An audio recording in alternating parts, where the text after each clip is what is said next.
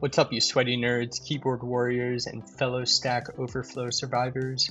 Michael Rigali checking in with some spellbinding updates from the digital dungeon we've been crawling through. I'm really excited to share what our coven of coders and artists at Gnarled Helix LLC have been brewing. The project, it's called Open Sourcerer, and yes, the pun is intended. It's hands down one of the most exciting and ambitious projects I've ever contributed to.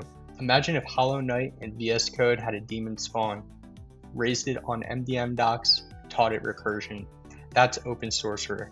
Under the hood, we're using a modern, lightweight tech stack, TypeScript, React, Redux, and Webpack for the interface and logic, tiled and ASprite for map and sprite design, and 3JS with custom extensions like 3ASprite for rendering spells in dynamic environments. The TLDR is Open Sourcerer is a 2D educational platformer where you don't just play the game, you program it.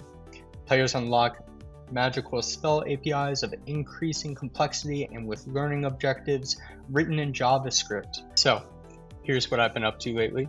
In addition to debugging sporadic problems that have arisen throughout the codebase, here's some gameplay I've been prototyping lately. For example, I created an enemy spawner for debugging purposes in a contained environment, as well as implemented enemy behaviors, attack sequences, animations, perception, like enemy runner who chases you down unless you break perception or destroy it. The same applies to Wolf Bandit, except it's a hacking and slashing enemy type character, or also Deerbot, which is implemented with a charge attack. But honestly, what I am most excited about is my new role in puzzle design and educational development. I find it fulfilling for a number of reasons, but I get to be creative with it in order to meet respective learning objectives, utilizing logic gates, conditional spells, variable binding, all intertwined with immersive and extensive lore. I will say that everything we're doing is with intention.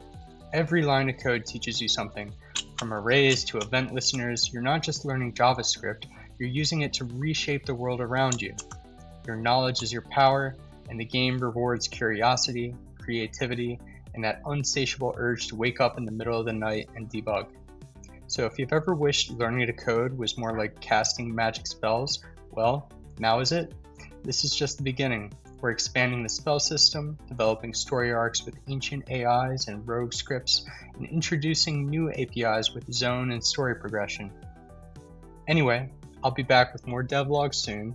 In the meantime, stay curious, stay weird, and remember, every bug is just a misunderstood feature until it deletes your save file. I totally didn't leave my C drive by accident back in the day. It's classified. You'll never know for sure.